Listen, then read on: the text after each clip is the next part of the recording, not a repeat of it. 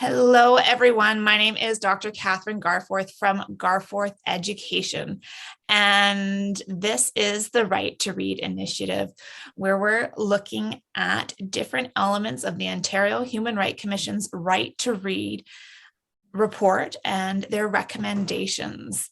Today, I have the pleasure of being joined by Debbie Heppelwhite from Phonics International, and we're going to take a look at phonics instruction. And in the report, some of the recommendations definitely address the need for an explicit phonics instruction for students. And I want to take the opportunity to talk to Debbie about what exactly phonics instruction is and helping people understand that all phonics programs are not created equal. Thank you for joining me today, Debbie. How are you? Well, very excited, very pleased, and very nervous, actually. So all of those things. And also very honoured and very humbled that you've approached me, Kathryn, not for the first time, to discuss phonics, because clearly I'm sort of known as the phonics lady.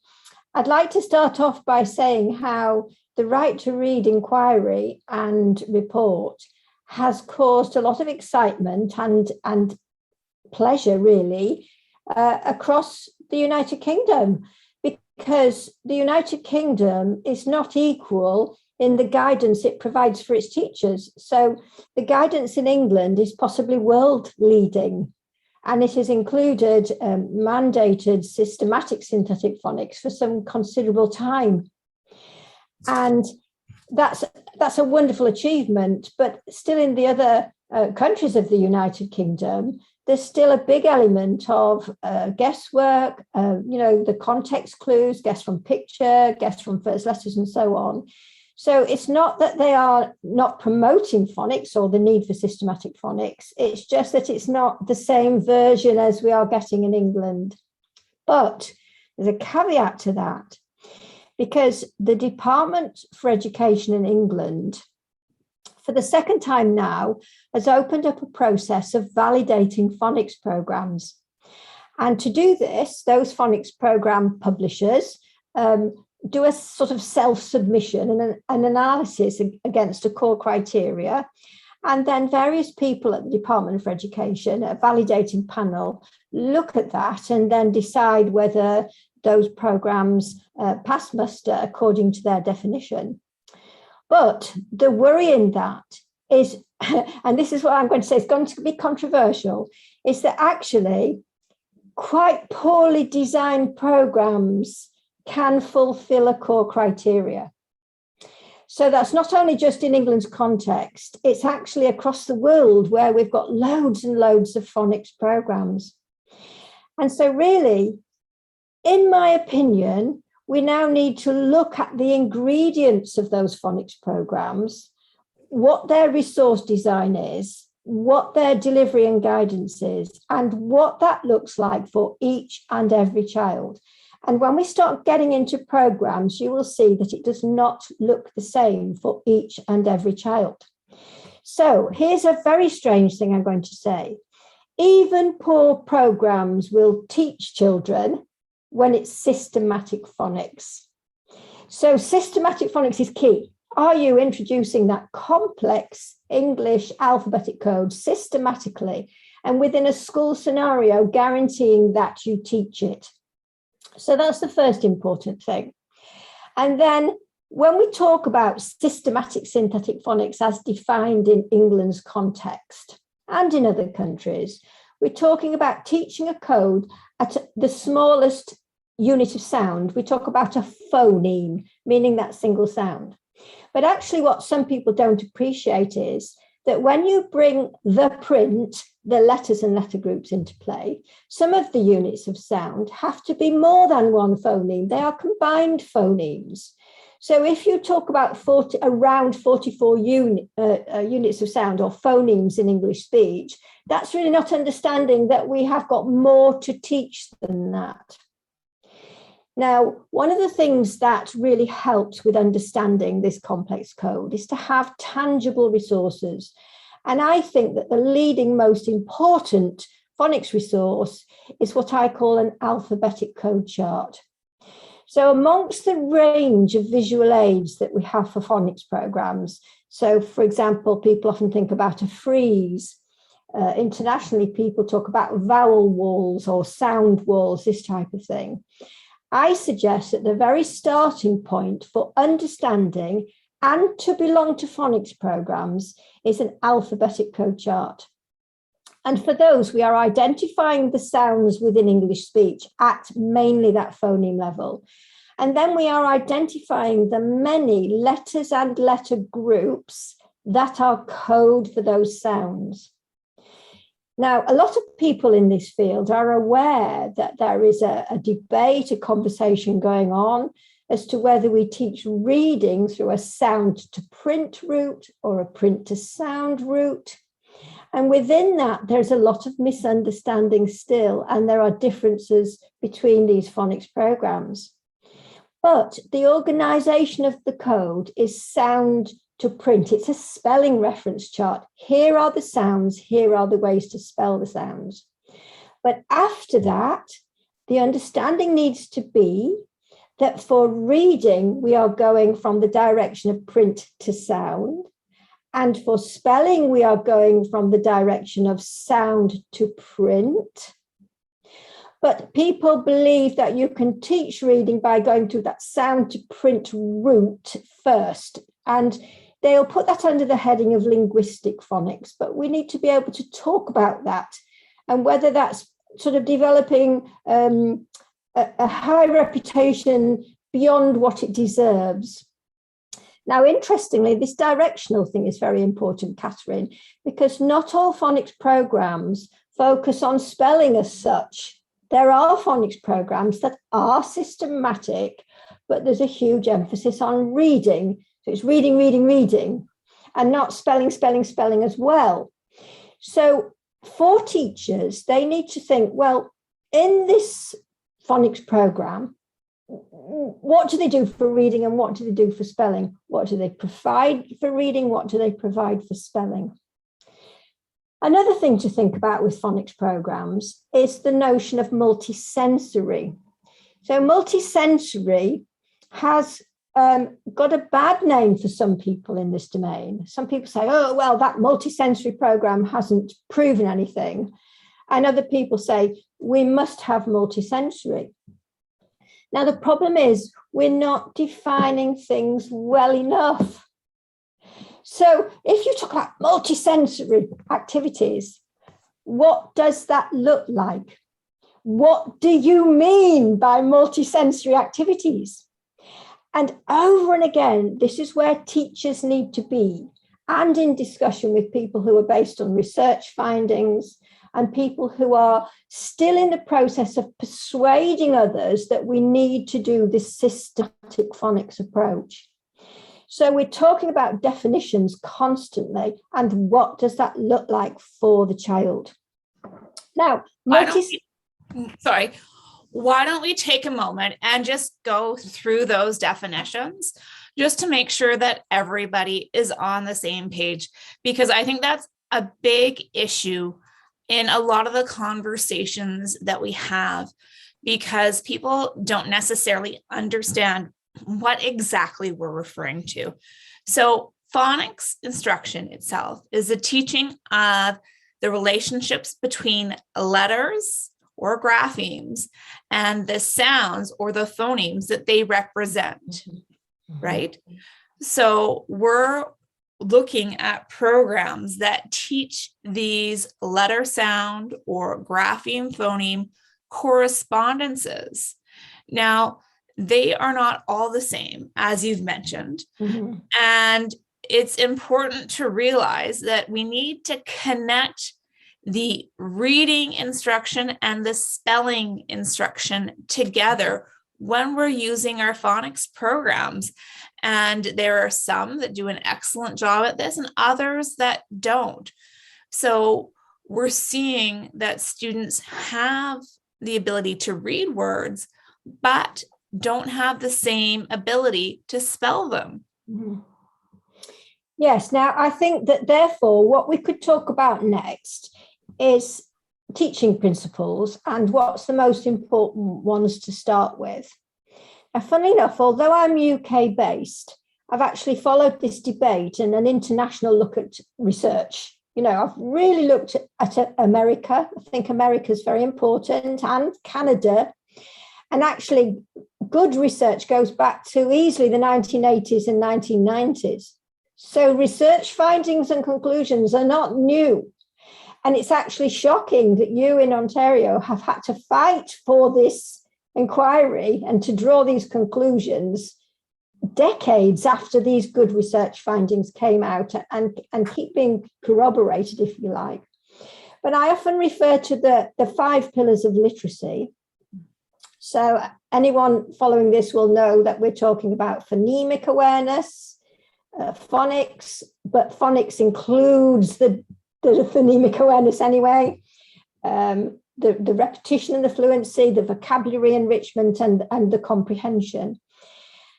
And we look at that and think, oh goodness, that's such a straightforward list. Why is it important? And it's important because it put phonics on the map where phonics had been neglected and abandoned. So its main importance is actually that we're saying you need to do systematic phonics if you're a teacher.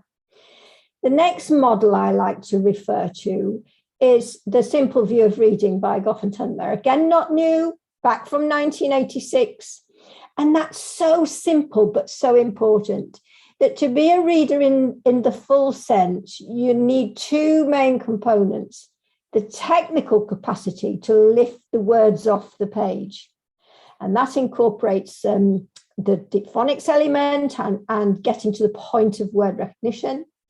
And then the spoken language capacity to understand the words that you've lifted off the page. So you need both of those. And as teachers, though, we need training and bodies of work and literature and language activities to fulfill that. But then let's focus on the phonics and the systematic phonics. And I'll describe the way I like to break it down into knowledge and skills. So the letter sound correspondences that you've referred to, I referred to as knowledge of the code. We are teaching that alphabetic code, which is why I'm promoting alphabetic code charts to provide a tangible understanding of what the code is for all stakeholders, learners, parents, carers, staff, you name it. And then we have the skills.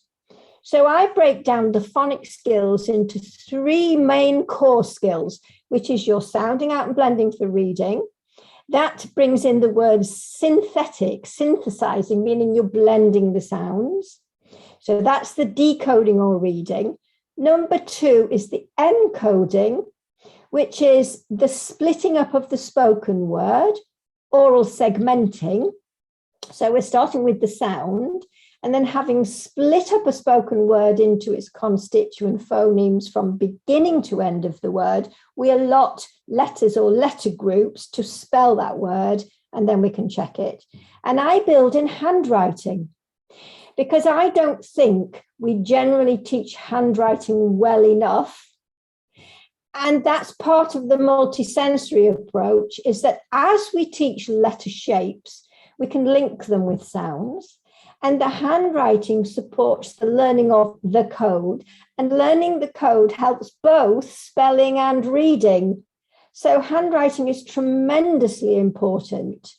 And again, to evaluate a phonics program and provision, we need to think, well, what handwriting are we doing linked to sounds and linked to reading and spelling from the beginners, for little ones? Because it's not the same in all phonics programs, especially in a modern era when we've got all those digital ways of putting phonics across and practicing phonics.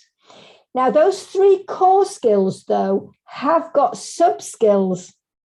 So what do we need to do that's a sub-skill of those core skills? So, for example, for decoding or our reading, we need to teach children to see letters and letter groups and say the sounds. So it's just seeing them at a code level, see letters, say sounds. Because when they have a printed word, they need to be able to say the sounds to sound out and blend. And then in reverse, for spelling, they need to be able to hear those sounds and pull from memory, ultimately, a spelling for it. But as time goes on, so if we give them the sound A, for example, they need to know AI and AY and single letter A and split digraph AE and so on. So it gets really complicated, which is why teachers need the support. And I have to say, Kathryn, I get very frustrated when you get people from the academic and the research community say things like, teachers don't need programs. And I'm saying, you need to look at the programs and you need to see the teachers and teaching assistants that I've seen. It's taken me thousands of hours and years to put together sensible bodies of work that supports teaching and learning. And to expect every individual teacher to replicate that is really ridiculous. Especially with any level of quality and understanding.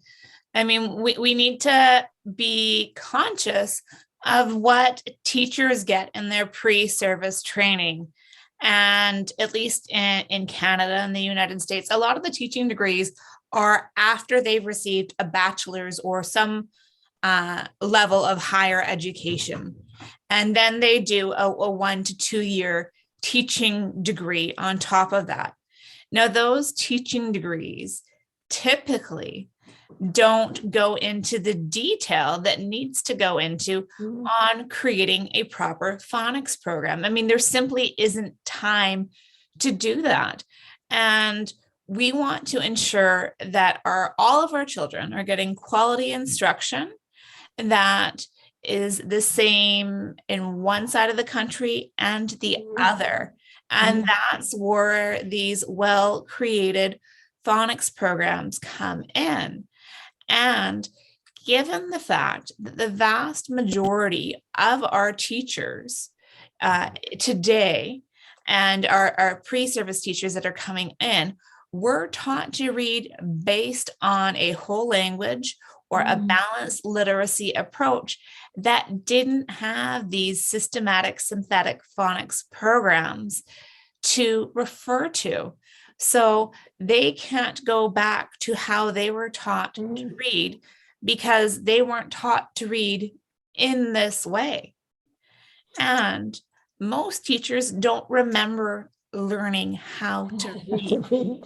But not only that, they can also argue that, well, we didn't need a phonics program and we're readers. And so very often people who are detractors to phonics and say, you're overplaying the phonics, will call upon that. I've got a master's degree, but I didn't get phonics.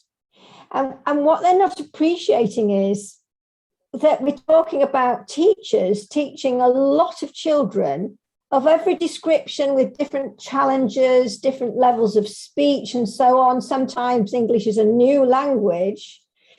About our responsibility, our accountability to ensure a quality provision of the most complex alphabetic code in the world. And so it's a huge task to say to teachers, right, you don't need a program, you can do this, you haven't had it as a child or you don't remember it. That's huge. So what I'm saying is that at this moment in time, 2022, when we're doing this video, there are so many phonics programs out there that part of the component of teacher training should arguably be to examine them, to look at what they have in common and what is different and what that looks like to support teachers and teaching assistants and to support the children themselves and to inform home. So anyone who looks into my work, for example, will see that this notion of tangibility, phrases that I constantly call upon, tangibility, is for all stakeholders. So to send home, to share with home, to share the resources, that every single child has paper-based content of their content and practice to share with home routinely, backwards and forwards to home. Now, I am going to suggest that in itself looks very different from many leading phonics programs. And this is where we need to get into a mindset of academics promoting the need for the science of reading to get more into what do those phonics programs look like. Now, I know there's a fantastic organization in America promoting the science of reading, but they ban references to programs. They don't want people referencing, oh, this program was good, or I like this program, because they're saying, oh, no, we're not getting into programs. But I'm saying that is the opposite direction of travel that we need. You need to precisely get into phonics programs because you need to be researching them, looking at them.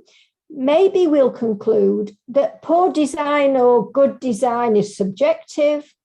Maybe we'll conclude that you don't need, for example, the paper-based resources I'm promoting, but we won't know if these academics and these leading edge people don't look into it.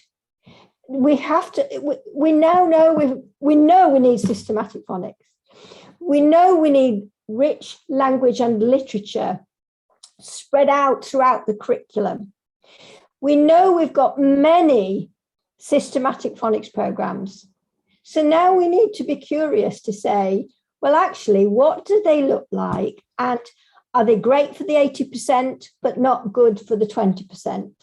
What about the children who are dyslexic, or they've got a tendency for muddlement?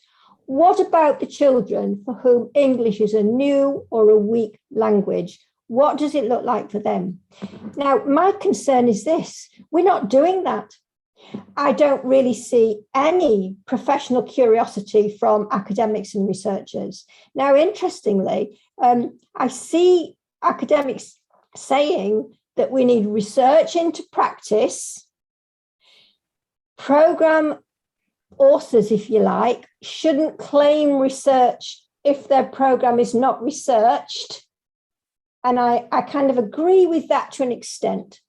But we have been able to evaluate things like the principles. So with the knowledge and skills of phonics, for example, is the notion of a phonics teaching and learning cycle.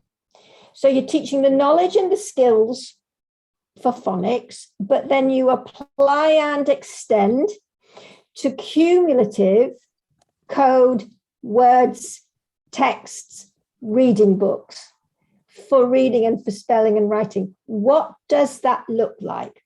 So in my work, there's a whole strand of materials which are part of the phonics program, which are paper-based in children's hands. So you can see exactly what content they're getting and how they are doing with it. They're actually trained to tick things they think they know, circle things they don't know. They're doing it in pencil. Adults are doing it in pen. And this content is going backwards and forwards to home. So not only do parents and carers see the content that's covered, they see how their child is doing with it. Now, that's in addition to reading books. Now, that's what multisensory looks like to me. They're saying sounds, they're hearing sounds, they're doing oral blending, oral segmenting, but on paper, you can see how every single child is doing. Now, when you watch videos, Kathryn, what do we often see? Teacher from the front doing the phonics to the children. Either the teacher's referring to a whiteboard and puts the content up there. The children are doing a sort of a rote practice or a rote response. Or the teacher might be doing some form of flashcards, whether they're letters and letter groups, or whether they're words or whatever, and the children respond. The children are engaged, the children are responsive, the children are clearly enjoying it. But the parents can't see that. What about the ones slipping through the net? The dyslexic ones, you know, the ones on some spectrum or another. And how accountable is that? So if these children are doing that, what else do they get? Now, fair enough, we see snippets on video. So it could be they have a rich reading component to that, a rich writing component to that, but we don't necessarily see that. And we're seeing this phonics done to the children, not the children doing the apply and extend.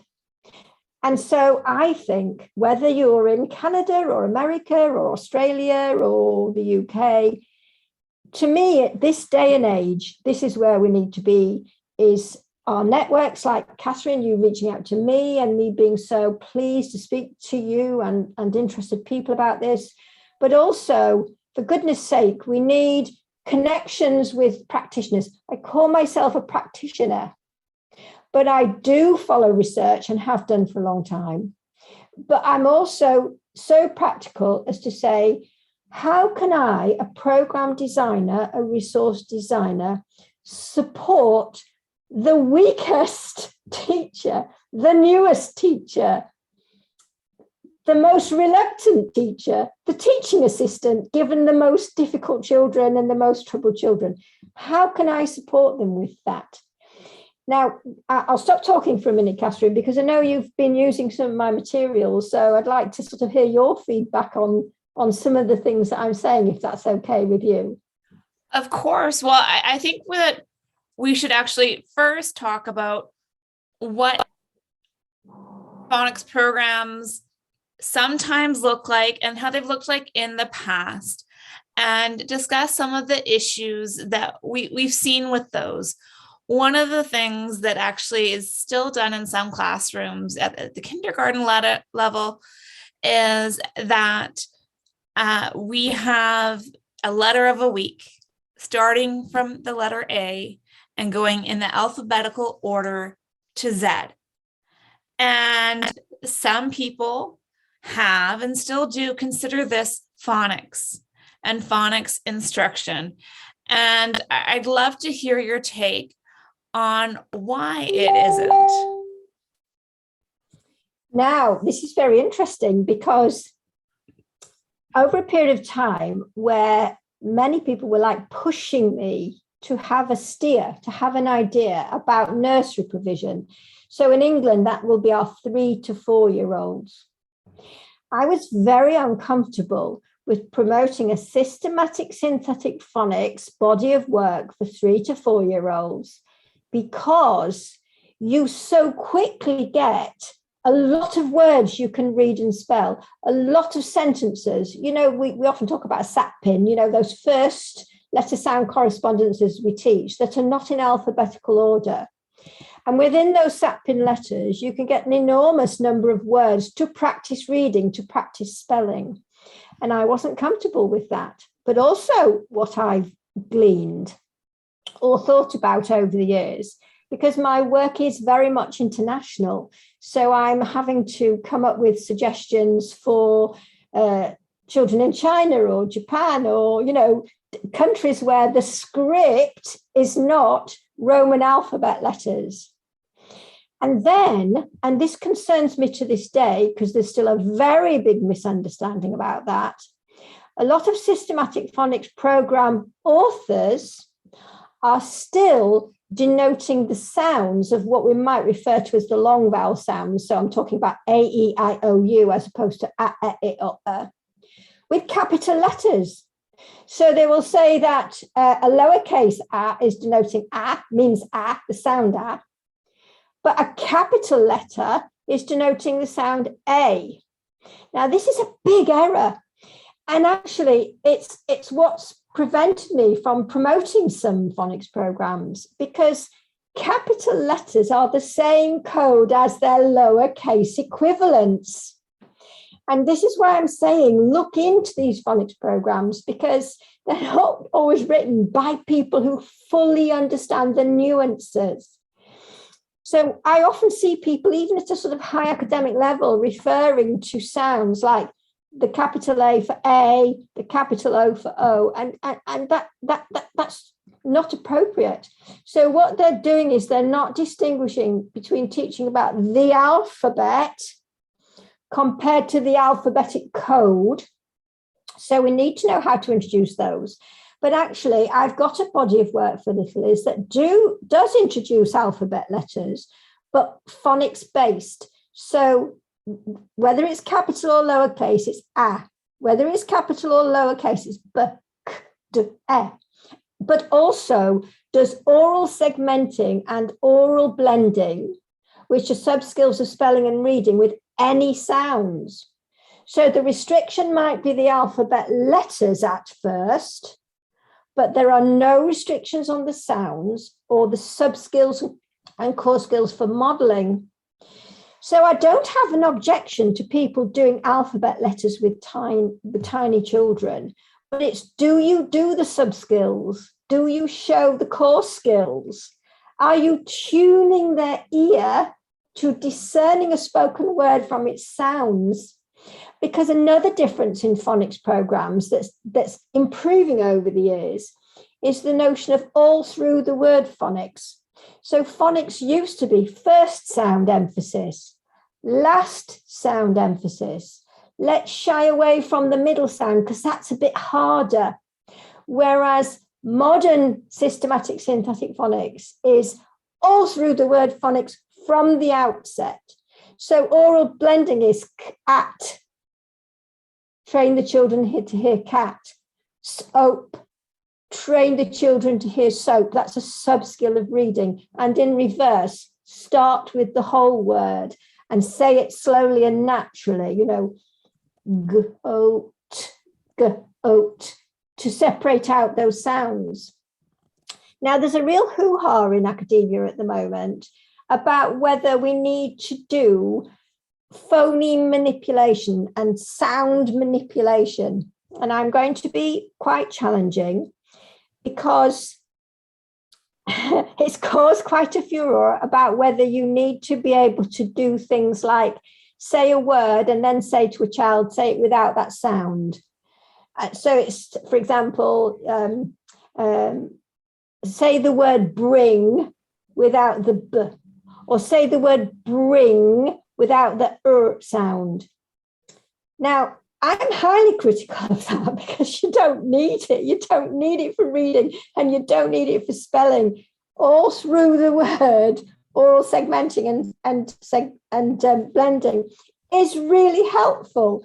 So if you want to do that without letter shapes with your kindergarten children, your pre-kindergarten children, you're doing no harm at all. You are tuning their ear into very, very important sub-skills for reading and for spelling. But in addition, you're teaching a letter shape linked to its phonic sound, like parallel or within that provision. So for pre-kindergarten, like nursery age children, I have an ethos which is exposure, experience, but no expectation. Now, when I say no expectation, people are horrified because in education, we talk about having high expectations for our children.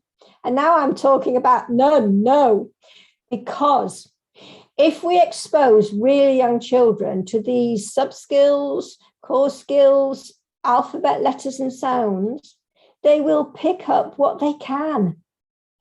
And so in nursery, it's often not so much about what you should do as what you shouldn't do, you know, like really label letter names. I think in America, there's far more of labeling letter names for those alphabet letters than there is in England. We would focus mainly on you know, sounds rather than names. However, in my work, if you are teaching about the alphabet and alphabetical order, I don't have a problem with letter names and singing an alphabet song or chanting. And you're teaching children what the alphabet is for, an alphabetical order, and these are the only letters we have in for our reading and our spelling, which is very reassuring. And then we're teaching the alphabetic code, which we're going to have to teach you over many years, and we're always there to help you with that. And in terms of analysing phonics programs, I've got a very distinctive approach, which might be different from other people's, which I say is two-pronged, systematic and incidental phonics teaching. And with that ever-present alphabetic code chart, it's so easy to get into a routine of being able to teach any code as you need it.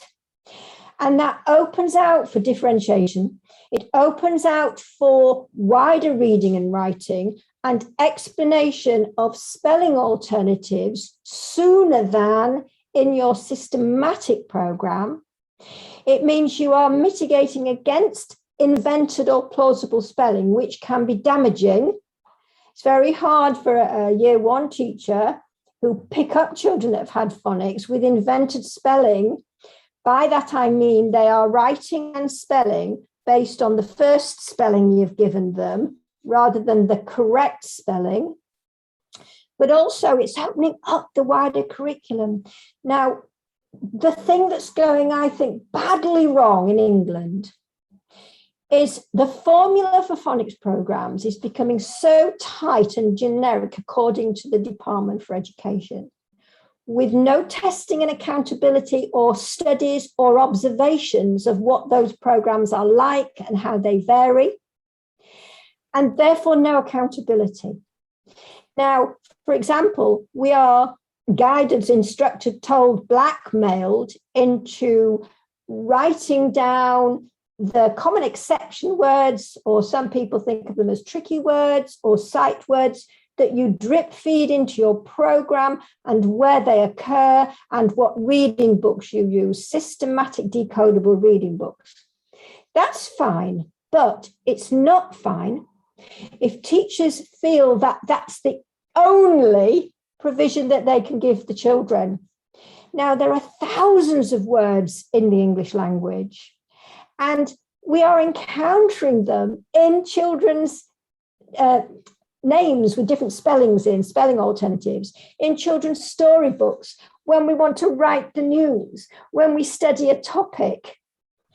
And I've found from observations in schools and teachers' comments that they think they can't use the correct spelling if they haven't covered it yet in the phonics program.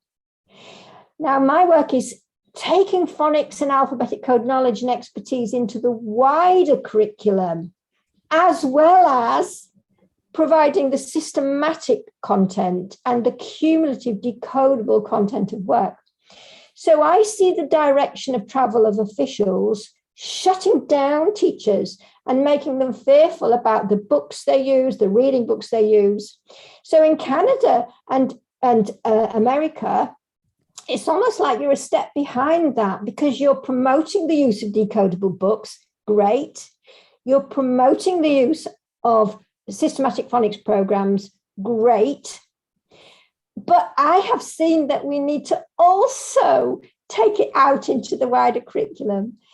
And for differentiation, you do, because whereas we worry about the struggling 15 to 20% of children and the incidence of dyslexia that we identify, what about the precocious children? And very often I see phonics provision where they are engaging and they are interactive, but it's way less demanding than where they need to be. And we're not differentiating between, for reading, they could be almost free readers, but for spelling, they still need that systematic, cumulative content. So some phonics programs say, we teach phonics and we get them reading and then they're readers, end of. And my approach is not that. It's, we teach phonics, we're teaching them reading and spelling. Some of them will soon be free readers and adventurous readers.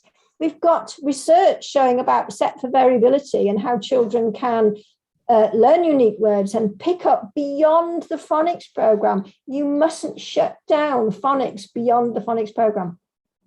And then you've got the issue I mentioned earlier about lack of content on paper for these children to work with.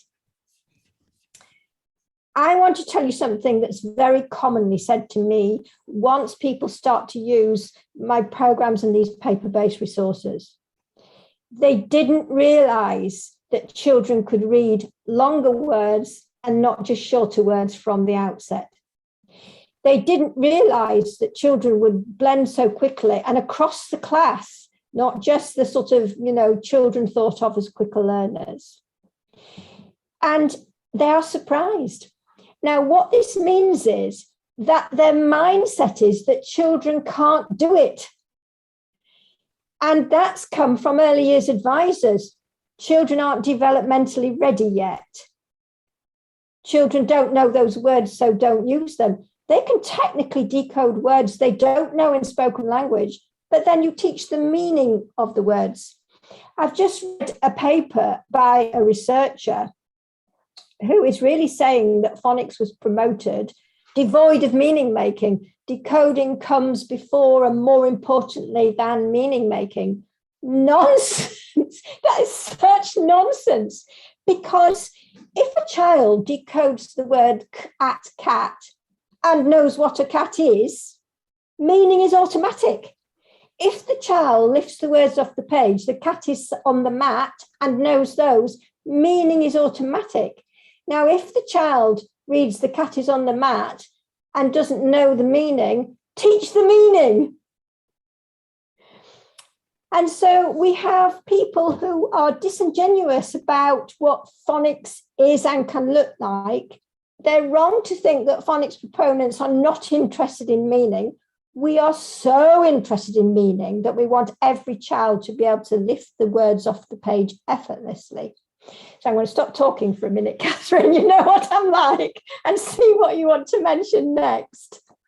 Of course. Well, I think now that we've spoken about teaching, the alphabet alphabetically in some of those preschool years, or the nursery years, I think, as you call them, for the 3 and 4 year olds, there's no problem doing that. We want them to learn the letters and identify those phonemes that they represent. But when we start formal reading instruction, we do want to have that systematic synthetic phonics where there is a defined scope and sequence. So we are putting some logic behind the order that we're teaching these grapheme phoneme correspondences, so that we're teaching them ones that are high frequency and that they're going to be coming across and can use on a regular basis in the words that they know and that are currently in their vocabulary, or hopefully in their vocabulary, without a lot of additional teaching. Now, it's important to not just teach those phonics that are the grapheme phoneme correspondences that just relate to a single grapheme. There are, as you've mentioned, phonemes that are represented by more than one grapheme. And it's important that we get those in early so that we can talk to the students and the teachers, the words, so they can read the word the, right? So teaching the TH grapheme representing the phoneme or early is going to provide them with a number of more words than if you were to teach them the letter X represents the X sound. While that's an important one, it's not as frequent in the English language. So that's where it's important to consider the sequence that you're teaching the grapheme phoneme correspondences. Yes, and you'll find that these systematic cumulative phonics programs do a more or less sensible introduction of the sounds in those graphemes. But we're still talking beginners generally, so they're really quite small. And if the program includes banks of words and cumulative sentences and texts, and then there is some reading material to apply to as well, therefore, it's almost whatever gets introduced, if the content is there for them to practice with, they'll be fine. But interestingly, as soon as you've covered some consonant letters and some letter sound correspondences and some vowel letter sound correspondences, and given lots of practice for blending, it's amazing how many of those children will be able to read books beyond their phonics program. And this is what worries me, that there's a sort of tipping point that they can read sentences in context, reading books. And even if you've not taught them all of those different vowel spelling alternatives, they're still going to be able to more or less get it if they can speak English. The difference is between speak English and English being a weak language or a new language. And so in other words, they can start to fly. And if you become too restrictive, which is what I think is happening in England with what you can provide and how you use it, I find that really very worrying, because there's a sliding shift between giving them exactly what they need that you've taught them, and then they can start to branch out and discern a near word, sort of nearly get it and then think, oh, yes, that's that. And so, that's that balance between code knowledge and phonics skills.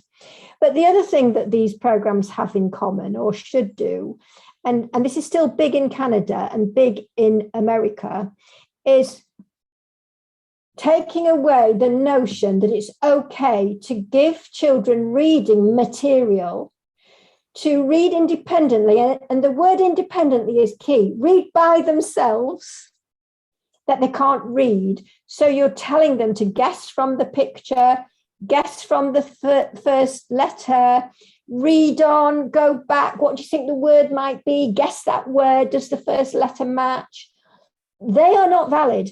Research has shown us for a long period of time that giving children text to read that they can't read, that they're relying on guessing, will establish a reading profile or a reading reflex of those children, which is often wild guessing, and they will guess words that don't even make sense.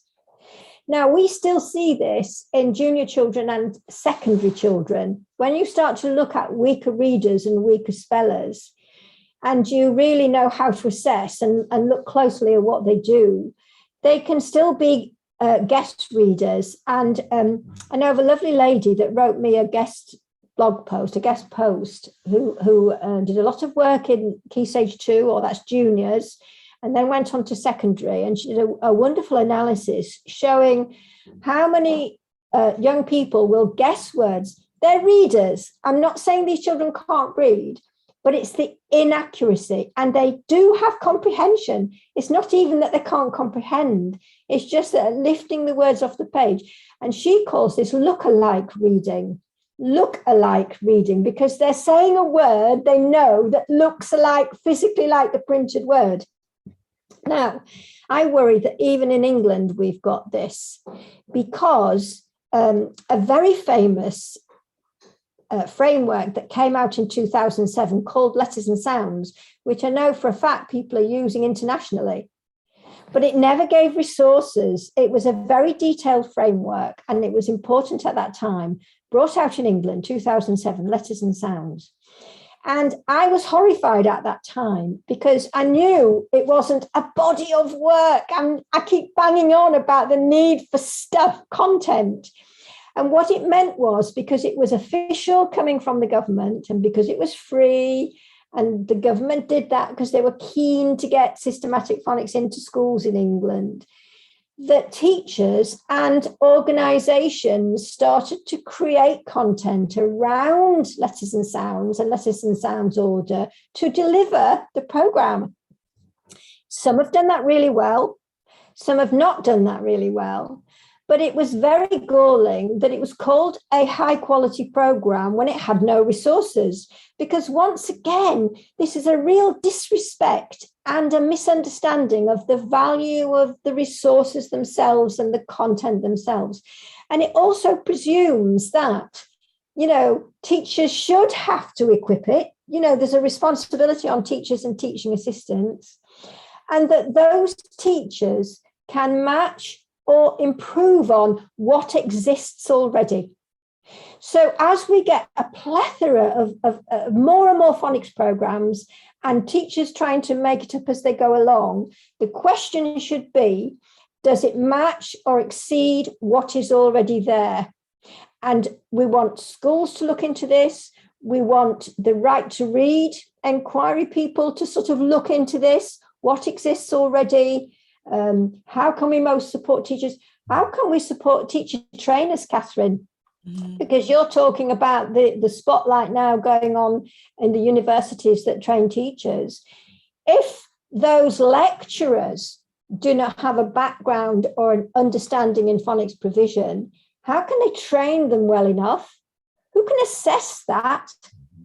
If academics who do promote phonics but are undermining the value of phonics programs and phonics resources by saying, oh, you don't need a program, how can they do a good job? So I'm putting out a challenge for people who know about the research findings to start to have more curiosity about what phonics can look like for children, because it varies a great deal. And I call some of this evaluation the maths of the phonics, MATHS, the maths of the phonics. If you go into a class and you track every single child in that class using a certain phonics program or with their phonics provision, what does it look like for that child? What practice do they get for reading, spelling, vocabulary enrichment, language comprehension? How much of that information goes home to parents and carers so that you've discharged your duty to inform parents and carers? So it's, how are we engaging them, which is very important. And if that phonics provision is looking like a little bit empty, it looks exciting, it looks engaging, but in reality, how much code, how many words, how many sentences? And that's day in and day out. Who's getting left behind? Who is coasting and not getting enough challenge? What about spelling and handwriting?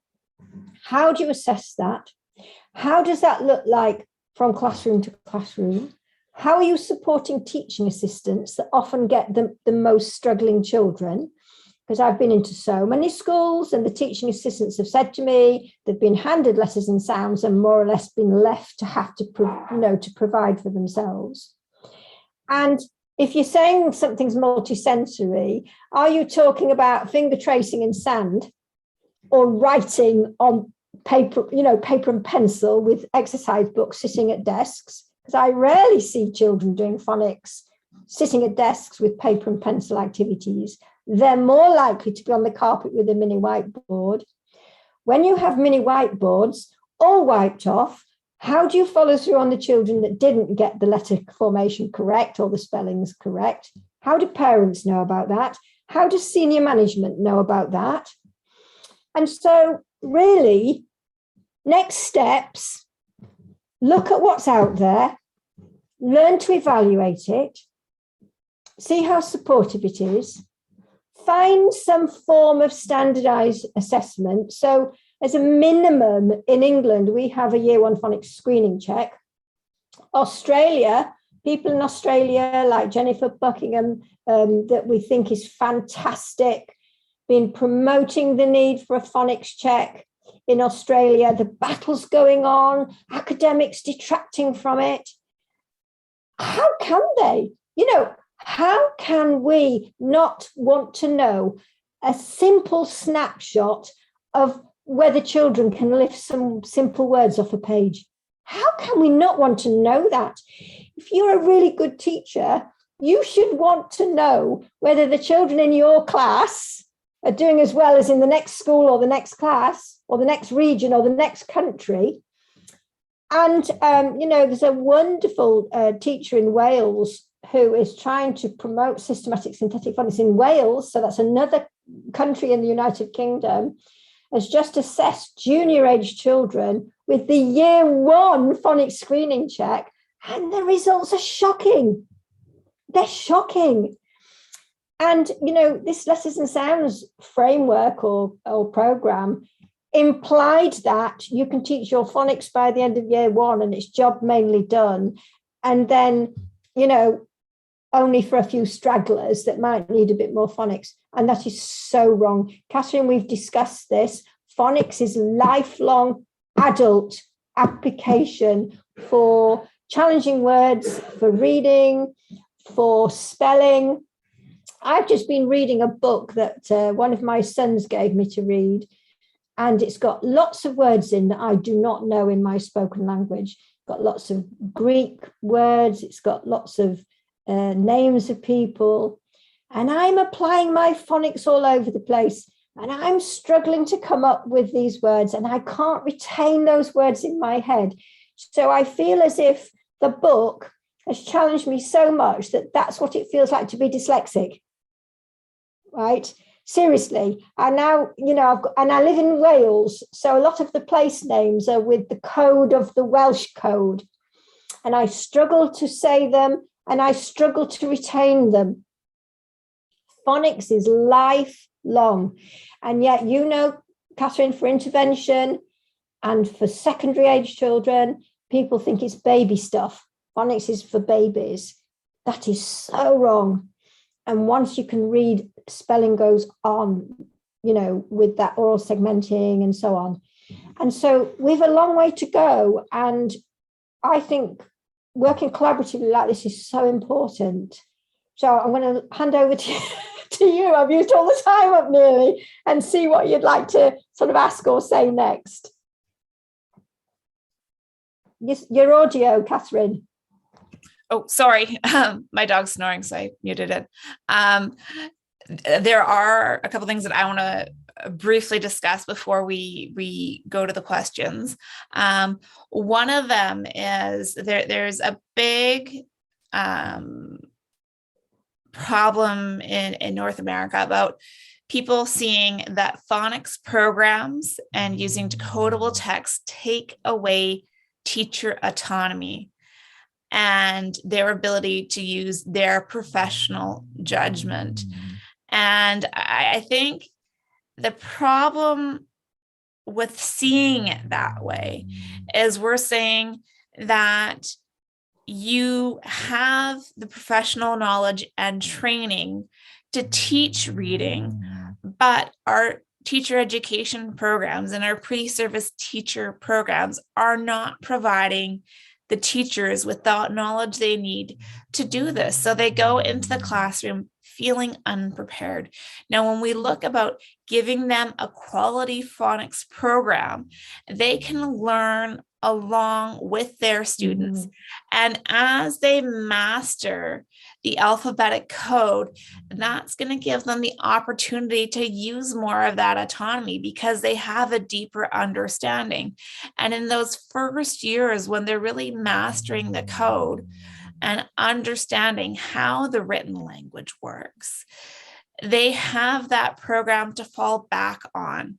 And as they build their own knowledge, they will still use the program, but they'll be able to ad lib a little bit more and have the confidence knowing that they have the tools that they need to refer to when they're not sure the answer, because there are always times when students are going to come up to you and say, oh, why is this word spelt that way? And just say, well, because is not enough. So that's where we need our phonics knowledge. And phonics isn't, in my opinion, how I view phonics is it's not just those basic letter sound correspondences. It does move on to the morphological instruction and the teaching of prefixes, suffixes, and affixes, or base elements, depending on how you like to refer to them. And that can continue. And there are various things that we can tie in to our phonics instruction to make it interesting to the other students. And once teachers get comfortable with the code, they are able to do that differentiation within their instruction because they understand the code, and they can make sure that the students in their classroom are getting what they need. They can add those little sidebars into the conversation during that implicit phonics instruction that's going to allow their higher precocious students to do it. I am a parent. I have 3 children. 2 of them have struggled with reading instruction, and one of them at 4 years old could do the advanced phonological awareness and phonemic awareness activities. And with very little instruction because she has this alphabetic code knowledge and she's in a home where it's talked about on a regular basis. She's she's picking it up without much of an issue. And so we need to make sure that our programs can support those students and have the interest for them.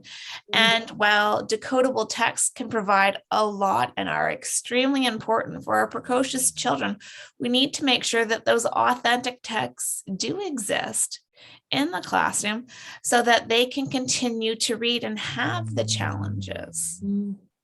And I think a lot of parents express concerns about phonics because they do have children who are reading or managing above and beyond the phonics they see they get in the school, and they feel that the children are just coasting and being bored. And they probably are, because there isn't enough capacity in the school to know how to extend those children, or to think that with the same kind of printed text, some children may be just about barely reading it, and some children will have read it quickly. They're doing some copywriting or some what I call self-dictation at a different level with the same piece of text.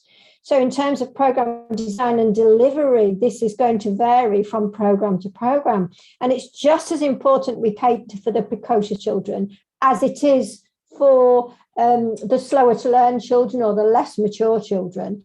But to understand the role for spelling, it's not that they don't need phonics, it's how can you make it pertinent for those children? But I 100% agree with what you've just said about a phonics body of work should support teachers and train them as they are using it.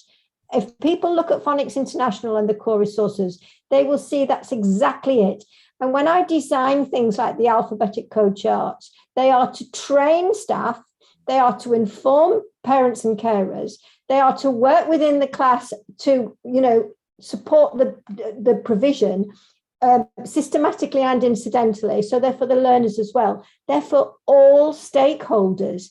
But I absolutely need teachers to expand on the texts with explanations about the morphemic structure, a little bit of etymology, where does this word come from? But there's a big debate going on now about the amount of morphology teaching and etymology and things like that. And again, it's becoming a detractor, because when there are thousands of words in our language, you cannot take every single word and break it down, and you don't need to. You need to be able to get children to lift the words off the page effortlessly and then talk about the content of the text. So it's about degree of morphology, morphemic teaching, and so on and so forth. But phonics is central to all of it. Phonics is within all words for reading and for spelling, and it's tremendously important. So I think the collaboration that we're doing and the looking at the programs is so important. In universities, those people with Facebook sites saying, don't mention programs, don't refer to programs, I really am critical of that. I'm not critical of those people promoting the science of reading. I'm critical of them shying away from programs, because what will happen is they'll create their own order, they'll write a curriculum, which doesn't fit anybody's programs. You've disregarded what exists already. You've given a superiority to that order you've written and that curriculum you've written. What's the point if good stuff exists already and you're actually just undermining what's been done before? Mm-hmm. So I begrudge that. And I think it's what we call reinventing the wheel, is it not? Reinventing the wheel. And so I think you're right, because it is about teachers then bringing their own teachiness to bear, their own knowledge of grammar to bear into that work. But the body of work is supportive to help teachers to get started and to get going. To give quality assurance in a school, you can't have a school where one teacher is an exceptional phonics teacher, and then that teacher leaves the school And then there's a big gap in the school. The program is accountable to like the school. It's a school program and it's a school training, so that's quality assurance. So as staff come and go, the school itself has still got that really strong component for new people, for supply teachers, for student teachers, for parents. And so programs need to belong to schools. But in your context, where you're still fighting for schools to do this, how you hold those education and political authorities to account, I don't know. But the right to read inquiry, which is where we need to go back to, is so important. And I've already seen detractors from it. Shame on them. Shame on the detractors from your inquiry, because I think your inquiry is heartfelt. It's professional, it's objective, but with personal, scenarios to exemplify the need. And I can't do more than commend you so wholeheartedly, but remind Canadians that, Canadians were fighting for this decades ago. Linda Siegel, whom we both know and love, has been fighting that fight for decades. And so really get on with the programs, get them into schools, get them trialed, good, bad, or indifferent, and really, let's hope this conversation might have challenged people to think, well, okay, do we need to go beyond persuading teachers that there's a science of reading and say, how can we support the teachers? Definitely. And there is a question that I'm going to kind of generalize this question, because I think it's important for teachers to understand this on a general basis, and then we'll go more specific. So when we have students with learning disabilities in the higher grades, there is going to be gaps in their phonics instruction. And that's where we're going to see them at the weaker level. So what we need to do is do an assessment. They may have already had something like a psychoeducation assessment to diagnose the disability, the specific learning disability, dyslexia, or something else. But what we need to do is more diagnostic testing to understand where they are at in their phonics knowledge and their phonological awareness skills.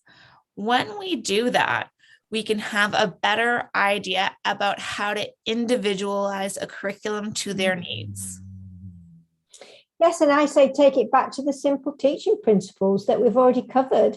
Knowledge of the code and the phonics skills and sub-skills for reading, spelling, and writing. And it won't be that they can't read. They will be able to read, but they're likely to be the lookalike, the guess the word that they don't know. And we know that it's nothing to do with intelligence. So they can often get the gist of a text. But if they do silent reading, we need to be aware that when they're silent reading, they're probably guessing a lot of words, skipping a lot of words because it's too difficult to come up with a pronunciation.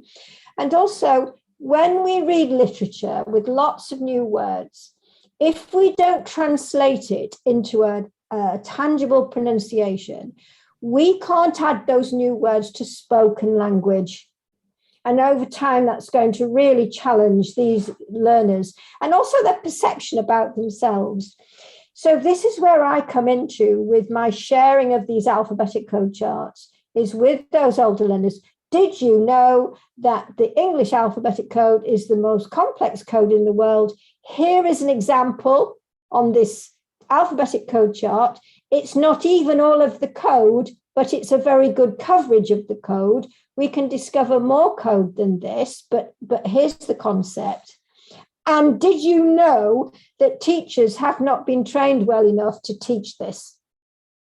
And, with those older learners, that's a very important thing.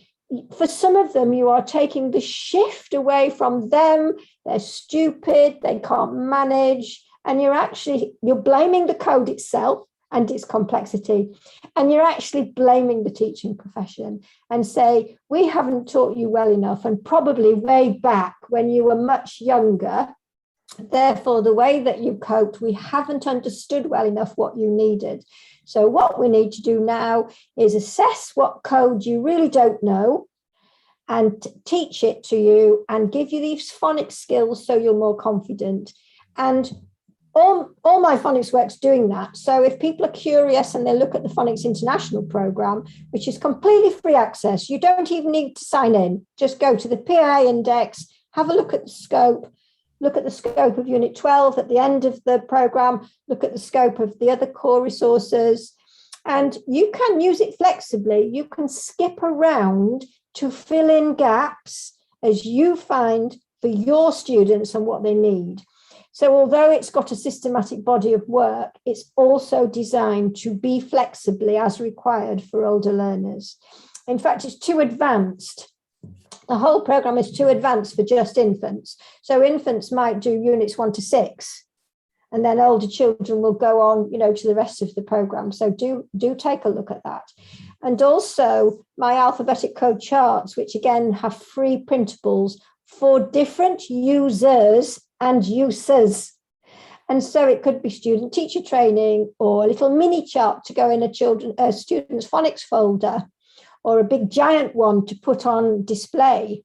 So my aspiration is that every classroom for primary education would have a giant display alphabetic code chart, because it's a constant spelling reference chart. And you're speaking the language of the code all the time. And I want to say that if teachers set out with a systematic program and they set off as if the code is in tablets of stone, they're going to get caught out right from the get-go. So they need to preempt their introductions by saying, in most words, this letter is code for S. In some words, this letter group is code for K, as in school, like CH. So it's in most words, in some words, in a few words, in hardly any words, in a lot of words. So we're constantly making it clear to learners that this is a complex code. You're in it for a long time. They're going to need teaching and support for a long time. And that's okay, because you're there to help them with that. They must not be fearful of this code.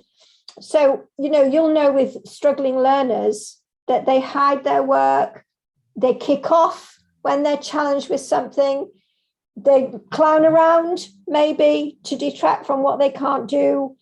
And so, the self-esteem issue for children who struggle, or not just children, young adults, is so huge. Self-esteem, that they understand it's not about them, it's about the code and the way it's not been taught well enough. Definitely. Well, I want to thank you so much for joining me today. I've really enjoyed this conversation, and I think we've hit on a lot of very important points. For those watching now, it will be available as a replay at the Right to Read Initiative and on the Right to Read Initiative YouTube channel. And next week, it will be released as a podcast episode so that you can listen to it. Thank you for joining me today, Debbie, and I look forward to talking to you in the future. Thank you so much, Kathryn, and thank you to anyone who took an interest. And so warm wishes to everybody, and bye-bye. Bye.